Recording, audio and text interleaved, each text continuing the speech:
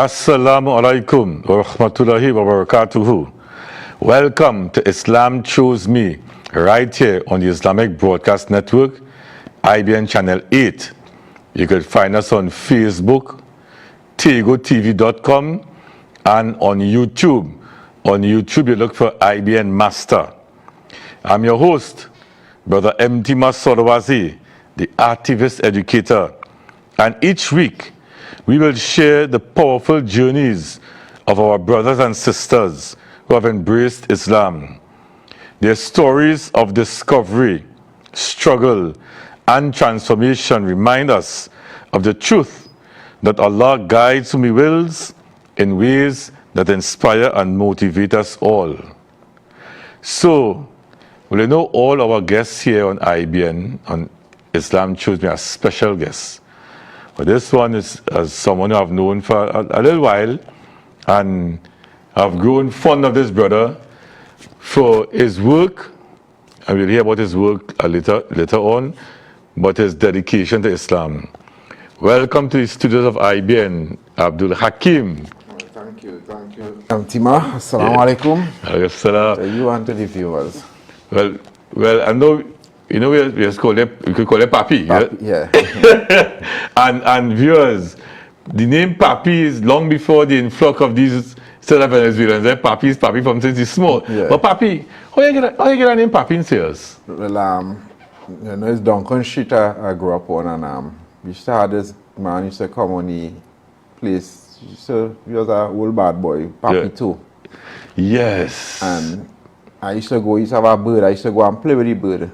Right, I was playing with that bird, and my grandmother and them just gave me that name Papi too. But they said that's my bird.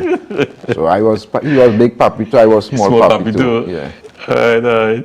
So you say, so we get straight into it by Papi. So you grew up on the Duncans. Yeah. And which, because to the viewers who may not be too familiar with East Port of Spain, right? Duncan Street is. So you come over the MP flyover, yeah. NP. Yeah, when I come over the NP flyover, you pass the St. Joseph Road buildings, and Duncan Street is on your right hand side. The first street you meet after the Besson Street station, and Duncan Street you meet on so your right hand side. Where they had the Columbus statue. Where Columbus statue is exactly. Yeah, so exactly. that road right there. Yeah, that is Duncan Street. Yeah. All right, so how high up or how low you actually from? Well, I from the block between Independence Square and Queen Street. Yeah. Right. So then, Independence and Queen Street, that's where I grew up. So for the viewers now again who may or may not know, that is opposite the Salvation Army. Yeah, that's the block with the Salvation Army. Feed the people halfway house and all those things. Yeah, because we grew up. Well, my mother and them I grew up in a Catholic home, really. Okay. So that we grew up feeding them on a Christmas, going and feed them in Salvation Army. Okay. St. Vincent de Paul home. Yeah. Yeah, that is St. Vincent de Paul. Yeah.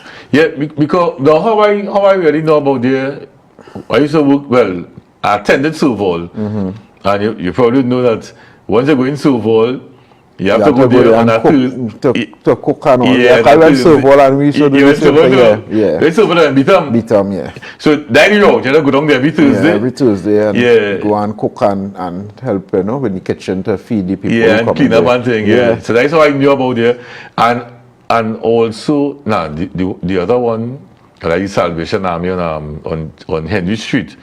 My grandmother used to be there on that one, yeah. So I say you grew up opposite St. Vincent de Paul. Yeah. Right, so, and you say you grew up in a Catholic home. Yeah. So, and you also full thing church every Saturday evening or Sunday morning. Yeah. If you miss Saturday evening and I go Sunday morning. Yeah, you know, because I was up to sometime this week, I was talking to somebody, and we talking about the diversity and the beauty of Trinidad. And I was letting them know, you know the Moston Tacarigua. Which one? We had two. That the big one, it have a little the one opposite the church, the Catholic church. on the Eastern Main Road. All right, yeah. Well, I know that one, yeah. Right. So I was telling the person. That's the big one. Right. So I was telling the person on a Friday, the church does use the mosque. There's use the church as a car park. Because I park in a car park already. Yeah, on a Friday for Juma. Yeah. And then I told people, I say, on a Saturday or Sunday, because I know there's a church sometimes on a Saturday, right, there's use The mosque car park. Yeah. I was trying to explain it. That is the beauty of the diversity. So I say, on a Saturday go to church or on a Sunday. What's the difference between Saturday and Sunday church for Catholics? I don't know. I don't know the difference, but because it was church is church. Once you miss Saturday, you had to go Sunday morning. Okay. Yeah, so sometimes on Saturday you had to go out on a little function, you might go a little movies, wherever. You miss church, then making sure we kept Sunday morning. And on a Saturday is like evening, Saturday evening, yeah. It used to be 6 to 7. It's 1 hour, yeah. 6 to 7 or 7 to 8, something like that. I think it's 6 to 7. We had a big church in Belmont, the St. Francis Church. Yeah. And I know this our church on a Saturday, and I see them on a Sunday too. So I never really understood it. Why Catholics because the Anglicans as a church on a Sunday. Yeah. Quite grew up as an Anglican. Yeah. But I never really understood why Catholics have church on a Saturday too. And a Sunday. Yeah. I was really interested. Yeah, I never understand it neither. I just used to go because that's the order in the house. You gotta go to church. Saturday, if you miss Saturday, you gotta go Sunday. Okay. And that was the whole family into the grandmother? Yeah, mother. Okay. Everybody, all my brothers and sisters, all of you. That was the routine, yeah. So that's what you call staunch Catholic? Yeah. So you had to go party, anything you had to go on Saturday you go, and Sunday you had church. Yeah. But I used to always question myself sometimes with the teachings and certain things, you know. But anyway, we'll get into that. No, but that's how Islam chose me, and we get into it because because that was the early stages, and then I started to kind of. When you say early stages, like what age so? 14, 13, 14, okay. Yeah, between 10 and, well, from youth man, 6, 7, 8, I grew up in the church, going to church. My brother was acolyte and all kind of thing, Okay. Yeah, I went to think to be acolyte and all.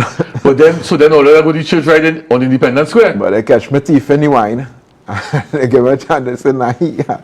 So I used to lie with plenty of them because we was in the same acolyte training. And okay. So, yeah, so involved I was with the church. But by the church on Independence Square? Yeah, in Immaculate Conception? Cathedral, yeah. Cathedral, yeah. We used to think every Christmas we did in the church, helping out, yeah. For dinner, everything. The full 100 years we was Catholic, yeah. Okay. And then, all right, so that is up to like, so what age could you say is started the question? Yeah. What is started the question? At 14, 15 years now. Right. 4, 5, started line up Nelson Street. What's the exposed to different kind of southeast. Okay, so but then your whole life right, yeah, I went Nelson Street boys along the road. I used to tell people that right along the road I went to school every time. Your whole life is and that's what make me after school say, you know what, I want to travel and go to school, I go and do a trade, I go in survival. Just to take a car to leave my area to go south. Because I went to school Nelson Street boys primary school, then pass for southeast. From along the road back home. Yeah, and then you go to church right there, living right there. Yeah. Everything walking distance. Yeah, everything was right there. Wow. Yeah, it's a real tongue. It's a real tongue. Yeah. Well, just now, that is interesting. Now, Belmont, I went in primary school, secondary school, but I find your circle is smaller, boy, because Nelson Street boys is literally right down the road. Yeah, like you could say probably adjacent to the church. Yeah. Because the church here, the school right there. Yeah. Then the church you're living right here. Yeah. Then the part of Southeast right there. So how did that shape your youth growing up? Well, for me, much of my influence was around Duncan, Nelson Street, and I from small growing up, I always had a thing I was always inquisitive then. Okay. So especially culturally, aspect of Africa and consciousness, and I was always inquisitive about those things. I used to always think, why it is these people on the back burner and there are certain other things, and these more identifying with what we are. Yeah. You understand? So I used to always be inquisitive and always around elders who could teach me something about the culture, about this, about that. Yeah, and I started to learn that I was Rastafari before Islam. Okay. Because I said I met a Rastafari and I used to take and he used to tell me about Selassie and Rastafari and all this kind of thing.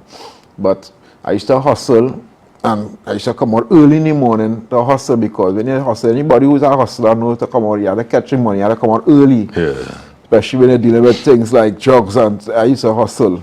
You know, before I be into Islam, I used to hustle, and I used to come out early in the morning. I used to have a Muslim neighbor. We used to live upstairs. Me, she always playing Quran. And I used to, sometimes I sit down there, because you waiting on your little customers and you're listening. And this thing used to be touching my heart. Like, I feeling like if I want to cry, you know, you'd be like if you want to cry, but you know, you're just saying, but this thing have a different effect on my heart. And then somebody else would tell me that was a Quran she played. So I asked her and all, I said, Miss Paula, I could get thing. And she asked me, I said, no, I don't know, I could be Muslim. I thought Muslim is only for Indian, because I always seen Indian people alone. I never, remember we grew up in Roman Catholic, we didn't see no Muslims around, thing like that. Had an Indian guy used to upstairs me to the top floor. He was always going in the mosque.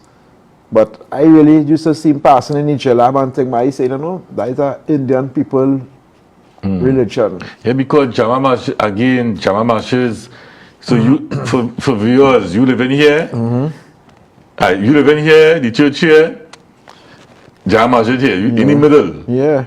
You could see Jama Mashes from your house, And, from your apartment. even before that and all, the only time I really started to know about Islam too and things were the coup. The 1990 coup, I was 12 years then. Okay. And because we always had that thing that them thing is Indian religion and think we Roman Catholics, and mostly we see Indian people with the turban and the jalabs and pass, and then for the coup I get to realize that wait now, it's African Muslims. And I was intrigued, you know. I say, what? And then when I started getting into it, I say, you know, I'm going to research more. I always like to research, as I say. I was inquisitive. I started research and stuff. I got to read about the Prophet Muhammad, peace be upon him, thing. And certain things started real attract me to the religion. Like the cleanliness, the washing of the hands, and the face, and the foot, and all them things. I used to hustle with this guy after too, and he was Muslim. So that, you know, all them things I'll put in place for me to enter it, because I tell him as Rastafari I was thinking, and then I come and start hustle with this guy. He was Muslim, so when I go by him sometimes, he had the books and stuff, Islamic books and stuff. I would sit down and read, quite like to read. I sit down and read some of the books and stuff, the way they pray. And what the thing that touched my heart is that time I went to meet him, home by him, and he wasn't answering. So I pushed the door and went in. I didn't know he was praying. And I saw him in prostration. And when I saw him in the prostration, I said, it struck me. I said, who? I said, this looking at this, I think this is the correct way to worship. Just so you know, I said, I think this is the correct way to worship. But Papi, that is interesting, because you usually go to hustle, and you know, we're supposed to know what that means, right? And it's saying that they meet this Muslim now, who want you hustle too. Yeah. Right? But no, listen. And he was very conscious. He always conscious minded, and you know, with people coming in his house with shoes on and things like that. You know, how we grew up, we walk in with slippers, shoes, anything, and he always had he house always clean thing. Even though he always have his house clean, and you had to take off your shoes before you walk in his house and things like that. Always smelling sweet, because he always had the incense burning thing. Yeah, but I didn't know how deep Islam was all that time. I just know, well, he's Muslim. And I went a day to call him, and I walk in the bedroom, I walk by the bedroom and just push the door and saw him praying. His back was to me, so he didn't see I watching him. And I was just, that just touched me. I said, oh, I said, nah. I said, I feel I have to be a Muslim, boy. This is just looking like the right way to pray and worship God. And, you know, he was frustrated and yeah, when he think, I say, how you could be a Muslim? He said, let's go and take Shahada. I said, how you take Shahada? And he said, that's how to point your finger and, you know, you take la ilaha illallah. Listen, Said, but when you're ready, take those, take Shahada just so whoever and things. So I said, all right. And I was a kind of two-mind thing still. Because then I started to see men portraying a kind of bad boy behavior and certain things where I say, no, I don't want to fall under that category. Yeah. I take Islam to be no bad boy. But like what I was saying, everybody taking Islam to be bad boys. And I said I don't want to fall in that category. I will hold my hand with the trend that was taking place. That is mid-80s. Yeah. And then boom, I come on. No, that was 90s. 90s? Right after the coup? That was after I finished school and all, yeah. That was after the coup until I talk about. That was in the 90s.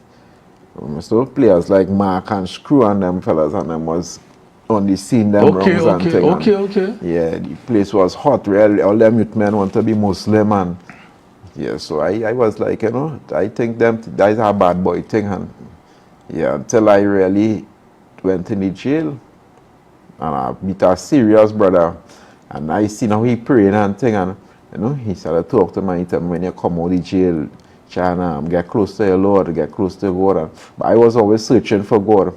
So I always thinking and saying, you know, anytime I get a chance, I go in. And when that brother talk to me and he tell me, you know, come out, think, go in, you must take your shahada. Yeah, I really come out and I went to Mokorapo. I meet a brother named Ahmad.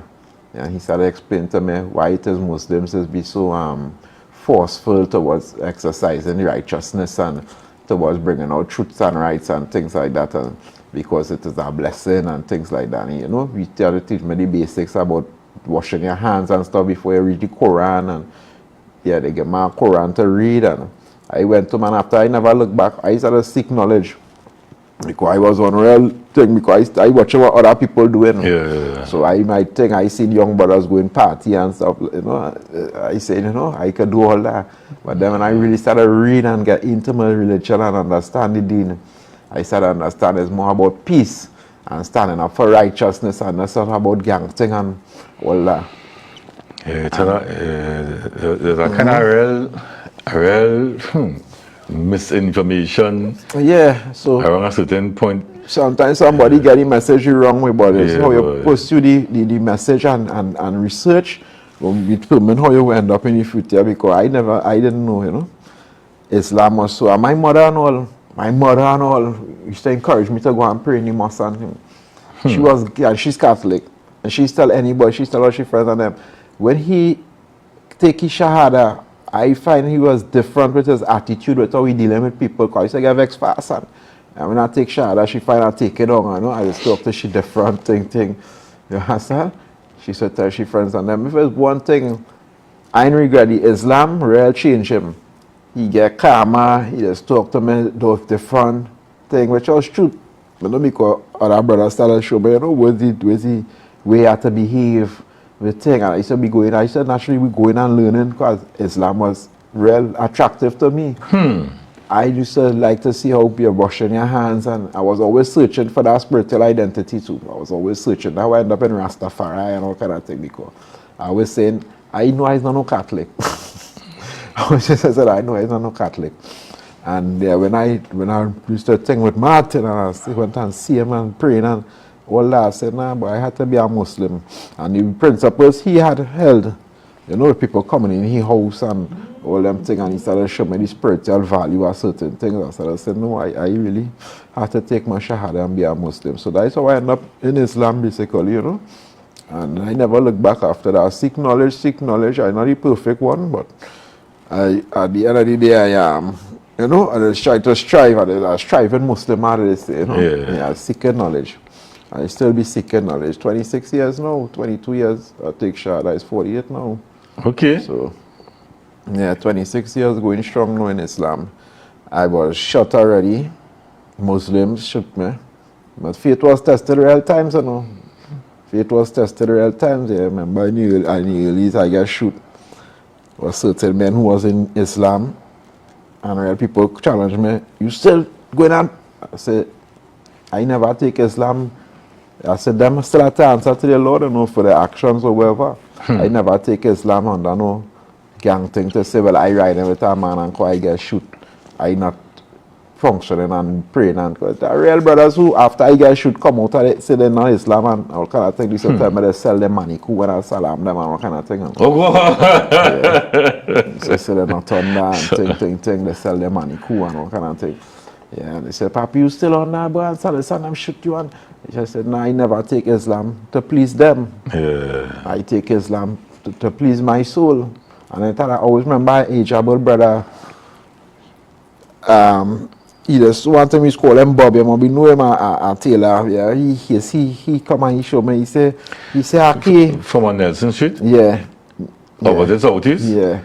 Well, opposite he? No, not the Bob Pan man Bobby no. Oh, which Bobby is now? He's so up Nelson Street, up by the tire shop there. He have a little tailor shop. He does so things there now. I know that He used one, to be no. lower down. He used to be down on Nelson Street side by the tailor shop, but now he's up by the corner of Nelson and Prince. Okay. Yeah, he's one of the elders who, you know, kind of keep me on that part. Cause he know well of the part I would have been hearing if I listen to them. He used to come and tell me, Aki, don't listen to them. I'll give you a test on one. You know, I'll give you a test because you say in the Quran, you can't just say you believe and he will leave you alone or whatever. You know, you can't really think it, blame it on that because you know the life all you living or whatever and thing. You know, he really talked to me and as I check myself too and say, you know, yeah, you know, the brother, right. This had nothing to do with Islam. Even if I wasn't involved with this, I would not get shot. Yeah. You understand? And I just, you know, take it up and I say, you know, let me leave them thing alone and function on a different thing. And that's how I end up staying off that life and started going on a different road. And then now, my other partner, he come and get locked up in for him and he come back, which is this is screw up. He started telling me, he say, Sheikh, what we want is real shoppiness, you know. Yeah, he's come back with a different mindset. He started telling me, you know, the Islam what we supposed to be pushing is trying to help youths. You know, that I did always like community work. So I keep telling them, yeah, that's why I did always like, you know, the togetherness and, you know, I never did like the badness. I just the community work I like, the togetherness and the doing things together. Just say that's what we supposed to be upon, you know. That what we supposed to be upon, helping brothers, helping young brothers, and helping people who, you know, need help and things. This kind of thing, we fighting one another and all them kind of thing. And that is how I gradually get into community work and all that. And then I get my calling with Project Reason. You understand? Because they watch me as one of the credible men who come out of the gang life and all that, who could work with youths and try to change their mindset towards the gang life and all that, as I did. So, you know, that's just a brief. Why that boy, Papi? A brief. that is a lot, and you know, I'm glad to have you here because for those who listening and because I'm sure there are those who outside there who need to hear their story. Yeah. Who need to hear, who need to see, you know, because you talk about that period that I know was a challenging period, especially in East Port of Spain. The mid-80s into like you said, mid-90s, closer to 2000 because even remember the mid-80s was that whole Stay No to Drugs campaign, yeah. And that was a violent period in East Port of Spain because it had some major drug blocks, George Street, Nelson, and Baby Boy Duncan. Yeah. And I used to attract a lot of fire from the Muslim and them who was on this Stay No to Drugs campaign. And then, well, we will know on the streets there was a lot of mixed signals because some men were very disingenuous in the closing down blocks that they would come and take the drugs and send it back out on the street. And put it back out. We know that for a fact. Yeah. You know, I can challenge anybody wrong that area. We know that for a fact, Papi. Yeah. Right? And how people knew that? The pipers used to tell you that. Yeah. Because the pipers will know the grade at the crack and come and say, "But Papi, oh, empty my higher grade." And the only way empty my could have Papi grade is if somebody bring it for me to recycle back on the block. So that era that mid-80s into the 1990, into mid-90s, when people like Mark and Scrub and fellas resurface into that Port of Spain region was real challenging. Yeah, it started off with a good intention, but certain things like money and certain things, let's get to certain, it's humans, the men, you know. So Money and things, let's get to men. So let's start to lose focus now and start to focus on making money. Instead of the focus was to clean up the communities with the drugs and things. And then you would have been one of the younger brothers, you know, to hear that story and see how Allah used, look at different elements Allah used to keep you, you know? That's why I come to that with that story and I tell you, Islam chose me because I went through real tests. Up to the other day, I had my partner with the contract and all that thing. You understand? That was our next test. That was our next test for me there again. Because that was a scary experience. Guys say, "But Papi, we're going to with you, boy." That was our next test. You could get serious problems, boy. And that was my naivety again, trusting our brother again. To help. Yeah. Because I asked, "Say, Papi, you never that?" But I try to help the man, empty my boy. Yeah. And that could have cost you your life. Yeah. Right. So I faced my test. I faced my test a couple of times, but I could have said, you know, take me if I was judging Islam over men actions and things. I could have said, you know, nah, but I train it well, boy. Islam, nah. And Papi, I will repeat that. Yeah. Because that is important. Because Islam is not about the man actions. Yeah. And for you to reach that level, you have to always seek knowledge. That is why, you know, when I went Shogun, I really started thinking Imam Talib. Enterprise Talib? Enterprise, Marad Street. Okay. That is the man talk to me and let me know, you know, think. Yeah, I used to be by Talib, Marad Street. I give thanks to that man. If he's watching this right now, Talib used the man on me on this road too, because he used to always tell me that, don't study man actions. Islam don't judge on man actions. Is what we could put forward and what the Prophet Muhammad say for we to think, you know. So as I used to say, you know, let every man judge by their own actions and let me strive. I can't leave out Allah because I know Allah is the truth. For no man actions.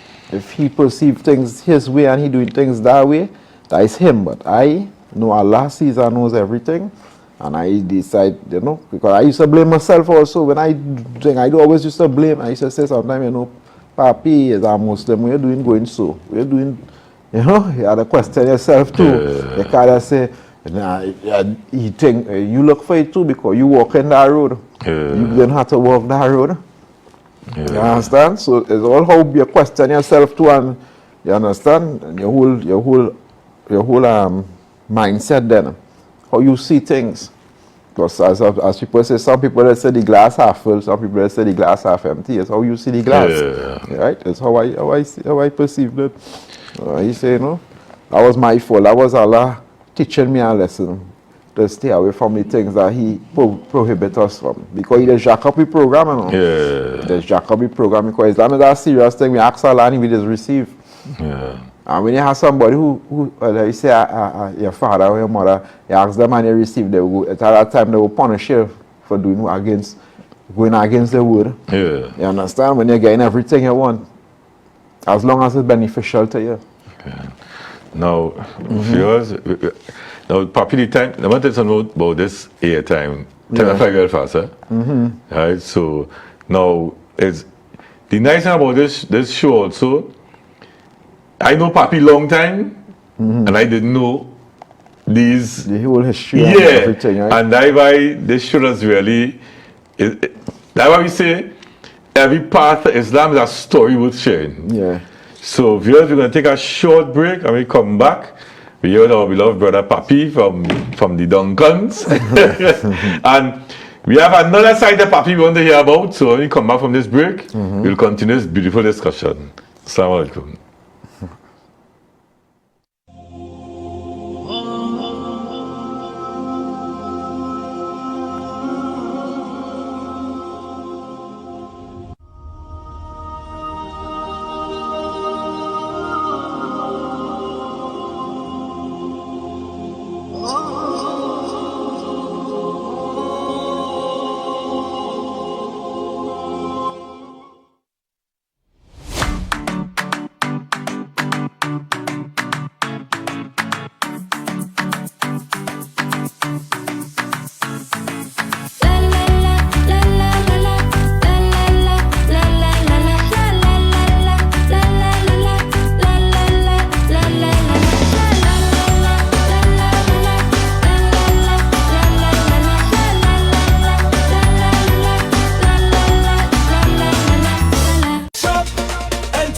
50 winners have already claimed their shopping sprees at the Sards the Fruit King and Brightside West.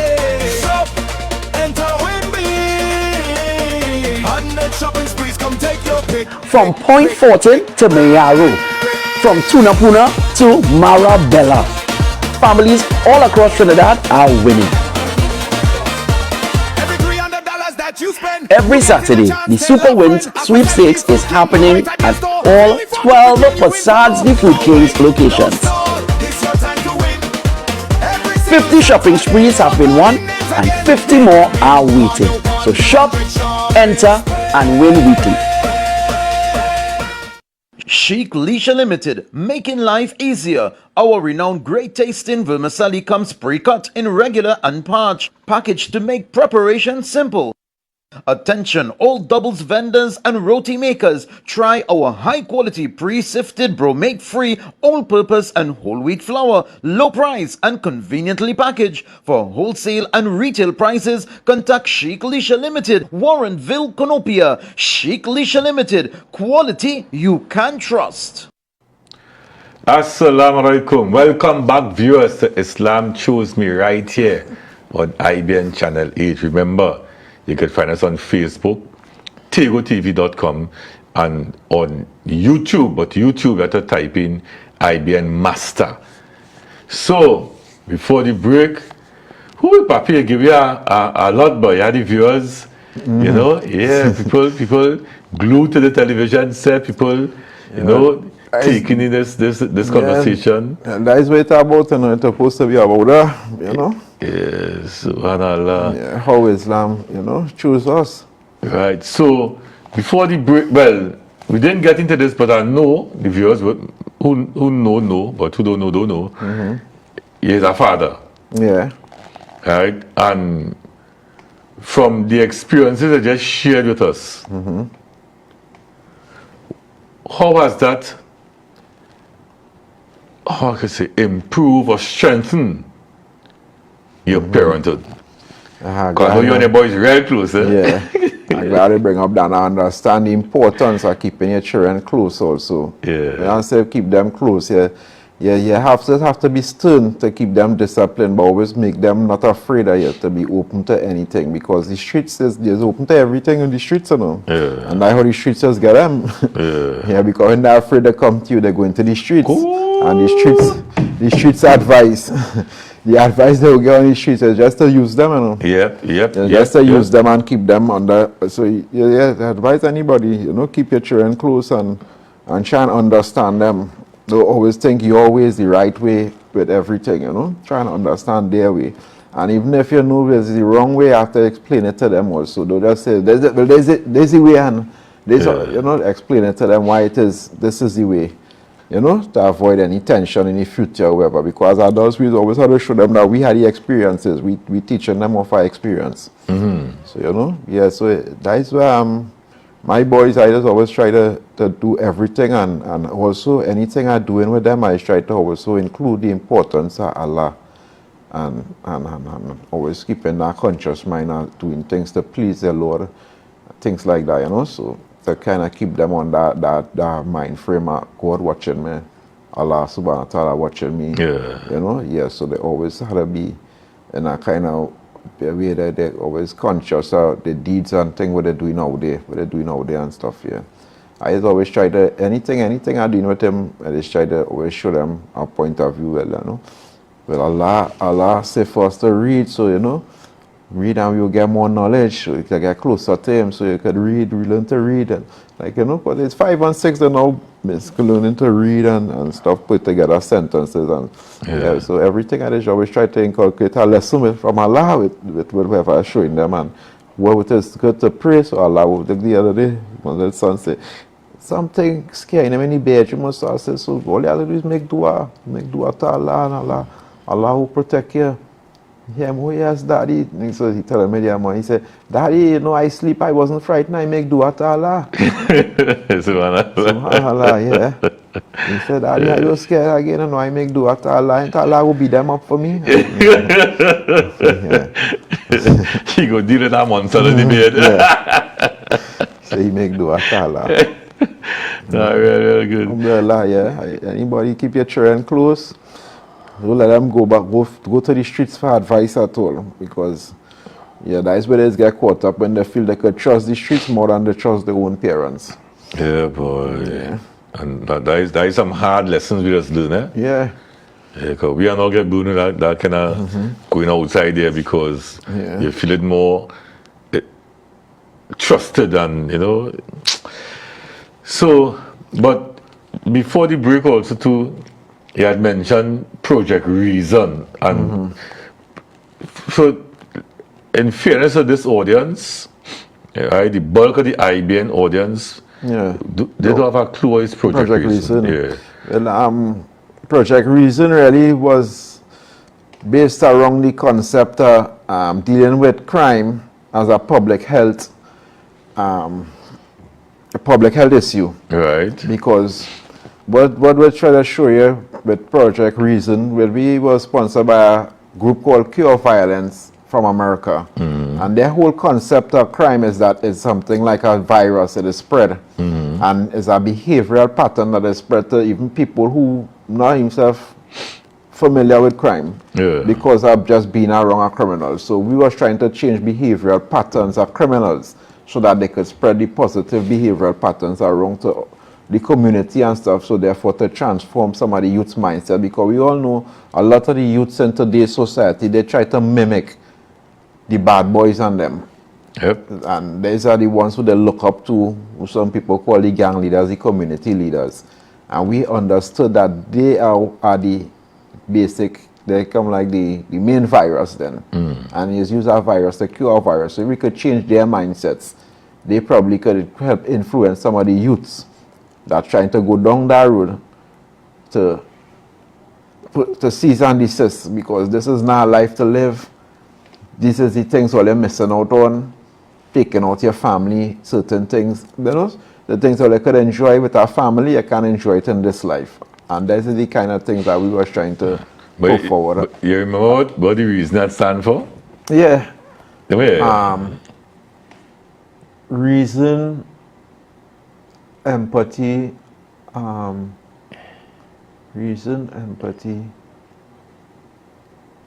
can't remember the reason. I just always try to remember what reason stand for, and I will find it. Empathy. I will search it on the like on the internet. I will get it, and then I will forget it. But Project Reason, that was a project out of CSP. Yeah. Citizen Security Program. Yeah. Right. So you talk about it used the public health approach, and you know, it's unfortunate that when you use that label, people frown it because, and I not mixing matters to say this. The last Prime Minister, well, before the last. Former. Former. No, Papi, we have to be a bit self for this show, because I know we can get out of hand. We're talking about them, some of them clowns and them. But that man tried to sell that public health approach to crime to this nation. He was the worst messenger for that. Yeah. Right? They didn't understand what is the public health but approach. then I feel he didn't understand. Exactly. Because Project Reason was operating out of CSP. Yeah. Because when I started to work CSP in 2015, I learned about the public health approach to crime. To solve. Because you know already, what year already started to function? Same year, 2015. 15 cells? Yes, 2015 contract. Was it before? No, not 15, no. I think it was before that. Before that, by 2014. Yeah, because you remember. 2014. Remember, this present administration had expanded the program, Yeah.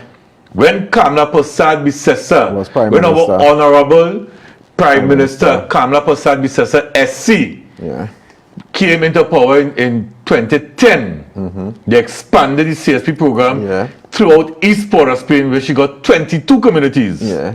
And that was able to keep down the shooting. Yes. And that's how the crime rate was able to drop and all that. And that was just before the elections. Through that extension, they started the they started to use the cure violence model. Yeah. Yeah. The cure violence model, yeah. which uses the public health approach to crime. Yeah. So identify with the problem, right? And back in that period, the problem was shootings, Yeah. and murders, Yeah. right? And the people who doing it and you try to change their behavioral pattern Yeah. to affect the And- change in and- the community. And with what we and I really want to help the viewers understand this thing. So we had this project called Cure Violence, but we use the model Yeah. in Trinidad, Yeah. and not just Trinidad. It was used in Jamaica too, Yeah. right? We use the model, the Cure Violence model, right, which uses a public health approach to dealing with crime Yeah. and violence. Now, in CSP, we had us, like, I was a CAO, a Community Action Officer. Yes, I remember. Yes. Yeah? Yeah. And then the communities had CACs, Yeah. Community Action Committees, Councils. Yeah, council or committees. Yeah. Right. And we would have done what we could have done, but then we needed an extra layer. That way you all That's came where in. Project Reason came in. Right. Because you had two groups. The violent interrupters. Yeah. I wanted, because I spoke about this before in the show, but I want you to talk about it. What is the role of a violent interrupter? Yeah. And then we had the outreach workers. Yeah.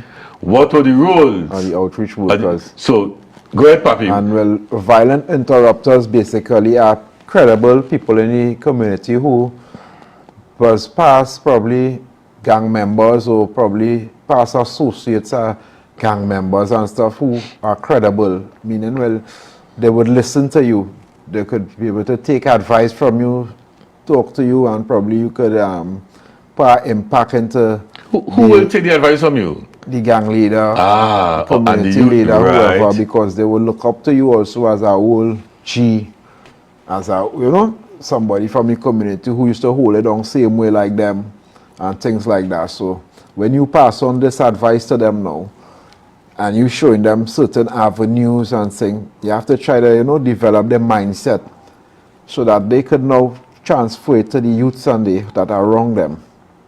So that basically the violent interrupter. And then if we hear about, because normally on the streets it's like this, something go on, bam, a man gonna shoot, something like that, they automatically start to think it's the enemy up the road who do it. When it do have to be that. So then we start to try to get involved to stop retaliations and stuff. Reprisals. And how you go about, so team A and team B in a conflict. A shooting take place. Yeah. What is your violent When you interrupters? say it shouldn't come from team A, they perceive it come from team A, and I am the person in charge of this area, team Right. A. They would call me and I would verify from the different people around, whoever in charge of the team A, whoever in charge there, I would try to verify the information to see if it's truth or find out what was the actually reason behind everything, and then we would try to mediate between myself and whoever other violent interrupter from team B area or territory who may be good with them. If I good with two of them, I would try to mediate between the two of them one time there And that mediation is primarily to stop what? to stop gangs from going back to reprisal shooting. Yeah, because that's the problem, you know. Because that is where this be about now, but That's the problem. Yeah. You know? And once we could reduce that risk of reprisal shootings, Yeah, you just have one But shooting remember taking the place. level we wasn't self-one trying to go for reprisals at that time. We was trying to be that proactive. I don't have no shooting, so we used to just be saying down the block sometime. Any little thing we hear, thing a man say, boy, you gonna start it, so a man will come out one time and talk to him and say, hey, we not about that right now. We just here, we say we're going to do something for the community here. If you're going to do that now, what will happen, and start to change their mindset towards certain things and say, well, I'm going to make a call and let me see if we could iron that out one time. I'm going to call Marlon, I'm going to call Cox, I'm going to call Strongy. Let me see if we could iron out that one time now, boy. And sometimes we'll keep a little barbecue, something everybody could come and just talk about the situation. And the outreach workers, what their rules were? Because remember too is a macho thing. And everybody does want peace, you know, but they just want somebody to be the front man. Because nobody don't want to look like if I the coward, I calling for peace. Right. So we was like the ones who were right. Well, they don't want to be the ones we will call for it on your behalf. We would call for it on your behalf. Because this guy over here, he want peace, but he don't want to seem like the coward who asking for peace. So we would mediate and call on it for the two parties' behalf that we want the peace for XYZ and show them where, you know, it could benefit all parties going forward with getting work for youths in the community. Because we had, remember, plenty youths we pick up in them communities and it put into work in certain places like this man who was over here, he was one of the biggest things. He used to take people to used to take plenty of them fellas. He didn't mind comachos. Yeah. Oh, Till he started calling me and okay. last week we had no more like them because he find that fellas could work real hard. So I saw plenty of them who just said them used to work and they didn't want to work. I tell them, man, that plenty of them does want to work. There's one or two, they might find a lazy and a little easy thing, but sure, plenty of them does want to work because I remember comachos telling us that if we have more like them, Send them. yeah, because they were some of the best workers he had gotten. Yeah. Yeah. Because now checking to say according to the data, the project ran between 15 and so they started the training 14. I think so. Yeah, 15 to 18. It was stopped. It was stopped in 18 because I left CSP in 2019. Stop in 17. 17. 17, yeah. Yeah. And 17 or 16, 26, 27. now according to this data, it say up to 2018, but probably I left because I know I left CSP in 2019. I left in December 2019, and I think all that time Project Cruiser probably was winding down. I think it was Winding down. September 2017. No? It stopped. Yeah. So, Papi, do you feel a program or a concept like Project Cruiser is still needed? I believe so because look, we have a lot of agencies in this country and it seems like a lot of them don't want to go and really sit down in the heart of where everything taking place from and try to change to some of these people and them lives, you know.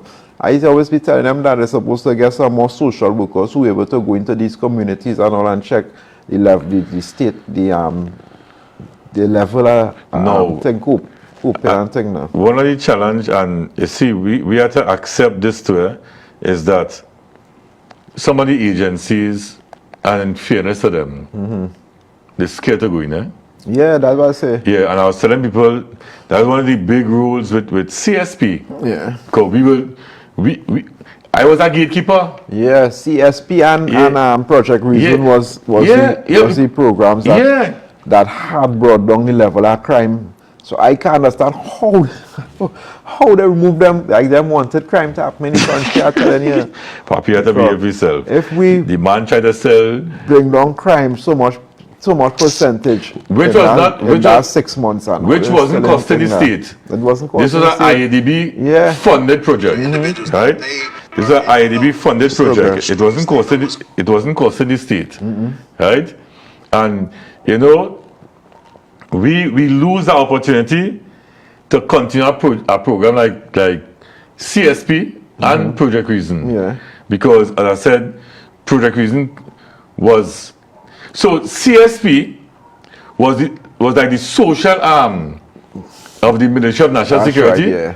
And Project, it was our easiest access to getting funding to doing community activities to encourage socialization and socializing in the community. CSP was always there. If we want to keep an event to bring together everybody, CSP is there. Yeah, and Project Reason now, and it didn't have no hassle. Nah, and Project Reason now became that arm that focused primarily on reducing because it's true violence. CSP was able to have a lot of the barbecues, a lot of the sporting events and stuff. CSP. You remember? Us was working hand in hand in all the communities, keeping barbecue sports days thing, and everybody was coming out. Even Hearts and Minds was part of that. Of course. Inspector Can't leave out them. Inspector Subero. Yeah, can't leave them out. Yeah. No, he's now superintendent. Well, Suberu. he not retired. yeah, he got. Mr. Suberan is a good one. Hats off to them too, and Mr.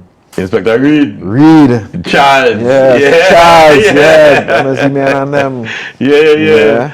And plus, it was a real, listen, it was a coordinated approach. This one who passed away too from Alawi come to Alawi return. No, 3 of them died recently. We have the big, oh God. Papi, I can't remember the name. I can't remember his name. Spencer was one. Spencer died in the COVID. Spencer, the tall red man. Yeah, big red man. Yeah. And then we had the Indian one, tall. Like my boy. Yeah, what do you mean? I seen him, I trying to remember. Yeah, boy. Everybody love that man, boy. I seen him, I trying to remember. Yeah. He always did it with any event. Yeah. If nobody in come out, he coming out. Yeah. If you can't get police, he always used to have. I remember the man named boy. Yeah. He come to Allah return, yes. So Papi, to rest too. I tell you, this is the shortest hour in history. Yeah. So as we closing off, right? And I like how you spoke about your boys and things earlier.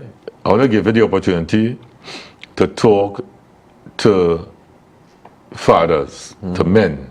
Yeah. And just give a little piece of advice. I think the Father's Day is not today, it's next week. Yeah, I think the Father's Day is next week. But to all the fathers, what I could tell all you, hold on to all your sons, all your daughters, teach them, give them the proper guidance, and be a mentor to them as a friend, and give them that guidance, keep them close, listen to them. Don't let them have to go outside to get the answers. You make sure and let them come to you with anything, and you be open and honest to your children. Don't pressure them too much to how you want them to be, but let them, be how they want to be, how they want to excel, and you just be there to guide them and keep them close. Teach them about God.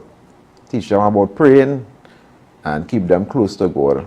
And you won't have no problems, because once they're close to God, they will get the proper guidance going forward. And the man name we're trying to remember is Romani, boy. Mr. Romani.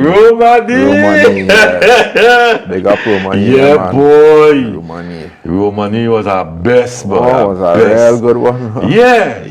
Anything Romani did. Anytime they can't get nobody to send Romani coming. He sacrificed and he personal time and coming. Yeah, boy. To make sure things go straight and things. When he died, he left the all-in-one center on the bottom. Graduation. Yeah. Going to our next graduation and move up. True. Yep. Man. Romani was a the man died on the field like a real soldier. He really wanted doing this work. He really did enjoy seeing peace in the communities. Yeah. And he and Jones. Sergeant Jones. Still around. Jones. Yeah. Now, we can call names from now till that the women and all too, who were real instrumental with our hearts and minds within the communities. But Alhamdulillah, what a moving and insightful conversation. I think the hearts and minds and programs like Project Reason, CSP, programs like that is what needed right now to bring back this country. And it could work. It could work, and you could get the youths and them on a positive path, learning back trade. I think the communities, they're doing positive things, but we have to bring back these communities, because you have to remember these communities is what is reach out and touch these people. Yeah. These programs, these agencies is what is reach out and touch these people in these communities. The state has their agencies and stuff, but as we are saying, it have a lot of them afraid to go into these areas. And where we had these players and these people in programs who could reach these people, we think we should chance we give these programs a chance to reach out to these people and get the state back on that kind of peace, then a kind of peace, and youths more focus on the future and things like that instead of this war thing and all this thing. I believe so. I believe, the government should consider that. Papi, I'll take that last because I already wanted to get sent home, I want to thank our guest, Abdul Hakeem, Papi, for pleasure. sharing his story with us today. I also want to thank you all for having me here. It's a real pleasure to come and hear my story about how Islam chose me, and also about the community, the work I did in the community with the youths and stuff. Yeah, I appreciate it, Tima. Assalamu alaikum. Yeah, Papi. Right. May Allah continue to strengthen our faith and guide us on that straight path. If you have been touched, if you have been touched by what Papi just shared, remember guidance is a mercy from Allah. Seek knowledge, ask questions, and reflect on the beauty of Islam. If you want to share your story, reach out to me, Brother Enmity, at 479-4510. And if you want to sponsor Islam Choose Me or any other program on IBN, contact Brother Hasib Majid at 795-5900. Join us again next Sunday at 9 a.m. for another episode of Islam Chose Me, because every path to Islam is a story worth sharing. Wa alaikum assalam wa rahmatullahi wa barakatuhu.